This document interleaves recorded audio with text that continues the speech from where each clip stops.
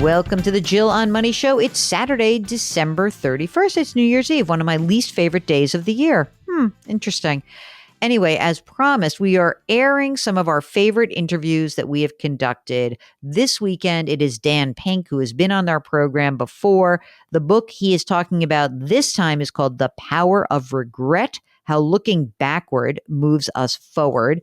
Again, last weekend we aired the Tim Harford interview. This weekend we're airing the Dan Pink interview because guess what? They both blurbed my new book, which is coming out in just a month. So if you'd like to pre-order my book and read the great blurb that both Tim and Dan wrote for me, you can do so on our website. Pre-orders can be taken right now at jillonmoney.com. The book is called The Great Money Reset, so check it out. All right, now let's do this. Let's pick up the conversation with Dan Pink. What is it about regret that you think is sort of the interesting motivation here? Meaning that you say, you start the book off talking about people who get tattoos like no regrets, right, or Edith Piaf, I have no regrets, whatever. And if I just may quote you, the world view makes intuitive sense. It seems right. And you say it's dead wrong. And you basically say that it's total BS. Why is it BS? The reason is this.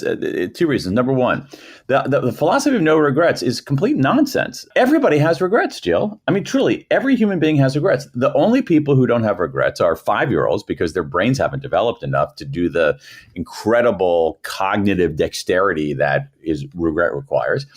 People with brain damage, and sociopaths. Everybody else has regrets. Regrets make us human. They are one of the most common emotions that human beings experience. And you have to wonder, this thing that hurts a little bit is ubiquitous. Why?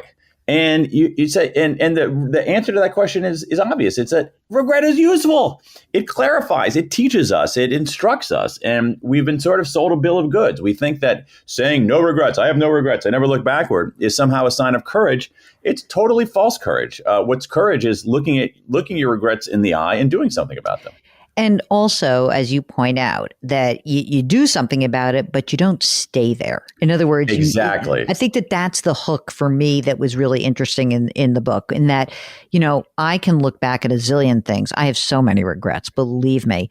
I find for myself, the trick is not to stay in that place that's so negative and like, well, why did I do that? And not to ruminate. You say that negative emotions are essential. So let's talk a little bit about how you can look at regret and first identify it, but not wallow in it. Well, you've got that exactly right. And this is the key, is that we're not taught how to deal with negative emotions. So what happens is that we feel like if we experience a negative emotion, particularly a negative emotion like regret, oh my God, there's some kind of debility. There's something wrong with me. Something's gone awry because everybody else is so positive and I'm supposed to be so positive. And so our tendency sometimes is to ignore it, which is a bad idea. But exactly as you say, and this is incredibly important, if you wallow in it, that's in some ways worse. And so what we have to do is and no one ever teaches us this. And so what happens is that some of us ignore our negative emotions. And then when they become so overwhelming, we end up wallowing in them and ruminating over them. What we need to do is we need to think about them. And there is a systematic way to confront all kinds of negative emotions, but there's a particularly systematic way to deal with this most common negative emotion that we have, which is regret. Can you talk a little bit about the if only at least counterfactual? Sure. We humans are incredible. Our brains are incredible. We do things that are just breathtaking. And so when you think about counterfactual thinking in general, it's kind of amazing. We can imagine worlds that run counter to the facts. And we can even do it by getting in a time machine and going backward. And so that's what regret is. We get in a time machine, we go backward in time, we change what really happened, then we zoom back to the present and look at this suddenly reconfigured world because of the changes we've done in the past. It's very hard to imagine like raccoons or squirrels doing something like this. 5-year-olds can't do this kind of thing. There are two kinds of counterfactual thinking. There's some interesting research showing that when you look at the photographs of Olympians on the medal platform, that gold medalists are psyched. They look so happy, understandably. But bronze medalists are also really psyched, but silver medalists are not. And so why is that? Silver medalists outperform the bronze medalists. What's going on? Or what's going on is counterfactual. So the bronze medalist says, at least I didn't finish fourth. At least I wasn't like that guy who didn't get any kind of medal. So I'm really happy. They do what's called a downward counterfactual. They imagine how things could have turned out worse. Silver medalists are kind of agonized because they say, if only I had, done one more rotation, if only I had pedaled a little bit harder, I'd have been a gold medalist. They do what's called an upward counterfactual. And here's what we know. Downward counterfactuals at least make us feel better. Upward counterfactuals make us feel worse. But, and here's a dirty little secret, they help us do better. And this is, and regret is the ultimate upward counterfactual, the ultimate if only. It makes us feel a little bad, but it helps us do better. And the reason it helps us do better is because it makes us feel bad. Oh, wait a minute. Let's go into that a little bit. It makes us feel bad. And so then what? So then we don't want to do that again? Or what happens next? If we're open to the signal, all right. So what happens is it creates some confusion. It creates like, oh my God, how do I get rid of this bad feeling? One way to get rid of the bad feeling is just to ignore it. That's a bad idea. The other side of it is, let's get concrete here. So you look at a lot of research on negotiation. And one of the things that the research on negotiation shows is that, let's say you do a negotiation, and let's say you make a bad first offer or you accept something too early. If you actually consciously say, okay, I'm going to look at that, I'm going to basically look at the game tape of that negotiation. And when people say, okay, I'm going to actually consciously, what did I regret in that negotiation? I'm going to consciously think about that and make myself feel bad by experiencing regret. What the research tells us is that the next negotiation you do a lot better. The same thing is true with problem solving. The same thing is true with certain kinds of strategic thinking. Thing about regret that makes it so powerful is that it's a teacher. It instructs us, but it instructs us not necessarily in a gentle way. It provokes us, it prods us, it makes us feel bad. And if we're open to listening to that signal, saying, oh my God, that felt crappy. What's this telling me? If we're open to that, then it inexorably makes us do better. And here's the thing, you think about these if-onlys and at-least. We'd have many more if-onlys in our life than we have at least. When you record people's lived experiences and literally count their emotions, we are much more likely to experience an if-only than an at-least. So what's going on here? So we're systematically trying to make ourselves feel bad? Well, kind of, but what we're really trying to do is that we are human, we are people programmed for survival, and regret can make us better. And if we're willing to, exactly to your earlier point, not to ignore our regrets, not to wallow in them, but to answer the knock at the door and see what they're telling us, they are one of the most powerful tools we have for making better decisions, solving problems faster, even finding greater meaning. You're basically saying, don't dodge these emotions. I mean, you want to actually label it, you want to understand it, and you want to use it. And what I think is interesting is that you actually you're putting these emotions through a flow chart, which I loved so much. I love myself a little flow chart. Can you talk a little bit about why you use that device to help people get through confronting their emotions? Yeah, that's a really good way to put it, and I think it's because we haven't been taught how to deal with that, Jill. We basically have been fed this bill of goods that we should be endlessly positive all the time, and that's not how human beings are wired, and that's not even healthy. What we haven't been taught is how to deal with these negative emotions, and I think it's relatively straightforward. We have to think about, it's like basically, at a high level, what are negative feelings for? Negative feelings are not for ignoring. They're not for wallowing. They're for thinking. And I feel like there's a relatively simple, straightforward way to deal with our regrets. It begins with something called self-compassion. When we talk to ourselves, especially in the face of our missteps or mistakes, we're brutal. We're cruel. I would never talk to any other human being the way I sometimes talk to myself. And that's a bad idea. What we should do instead is treat ourselves with kindness rather than contempt, and recognize that our missteps, our mistakes are part of the human condition. We're not that special. I was really bothered by some of my regrets about kindness, and they really bugged me. And then I started collecting these regrets from around the world, and I'm like, oh my God, I'm so not special. it's like part of the human condition. And so what we need to do is we need to essentially treat ourselves with kindness, recognize that our missteps are part of the human condition, and that recognize that they're a moment in our lives, not fully a definition, not the full definition of our lives.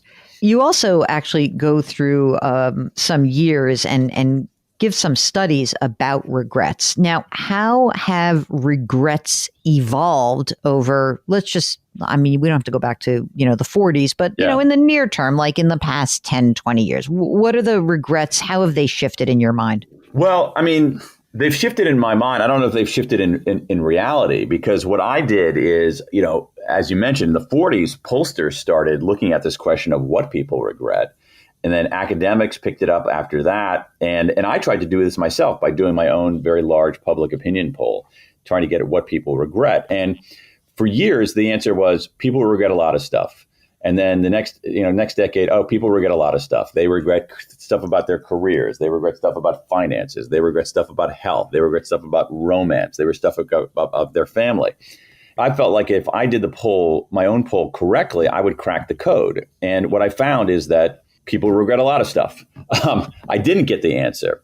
But then I did something else, which ended up being revelatory, which was that I also, along with doing a quantitative public opinion poll about American attitudes on regret, I collected regrets from 16,000 people in 105 countries.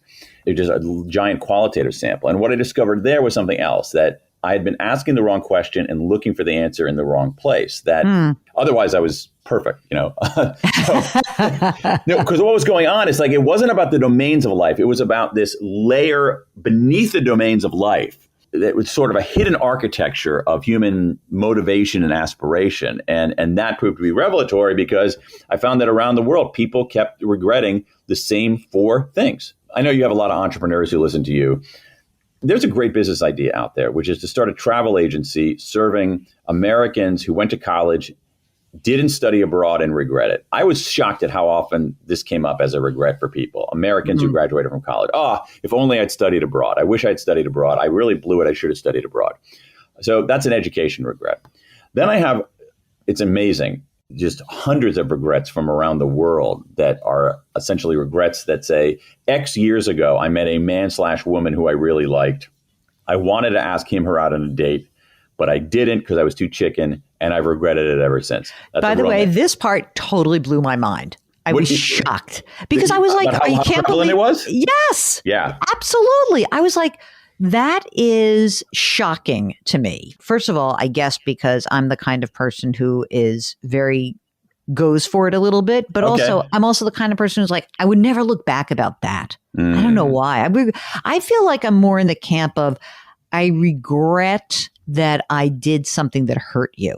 That's the thing that gets me nuts. So the idea of because I always think like, whatever. So like I might have been with that person, and then, she would have driven me crazy and we would have gotten divorced anyway. Yeah. But what's interesting is that a lot of people are nagged by the what if question. They're not necessarily saying, oh, this would have worked out great. I would have had like this blissful life. I think what really nags them is not knowing. And also, I think that also looking at themselves and realizing that unlike you, they didn't step up. So that's a romance regret. Okay, so think about those 2 regrets. And then we also have a lot of regrets about people who wanted to start a business and didn't start a business and instead stayed in a lackluster job. So that's a career regret. But the 3 regrets that we're talking about, to my mind, they're the same regret. It's the regret of, if only I'd taken the chance. And one of the things that you see over and over again is that people find themselves at a juncture in their lives. They can play it safe. They can take the chance. And when they don't take the chance, not always, but often, they regret it. And it doesn't matter the domain of life. It could be dating. It could be traveling. It could be careers. And that's one of the big 4 regrets. If only I'd taken the chance, a boldness regret. And each of these core regrets, I think, reveals something about what we want out of life. And I think these boldness regrets reveal that what we want out of life is we want to do something. We want to live. We want to grow. We want to have psychologically rich lives.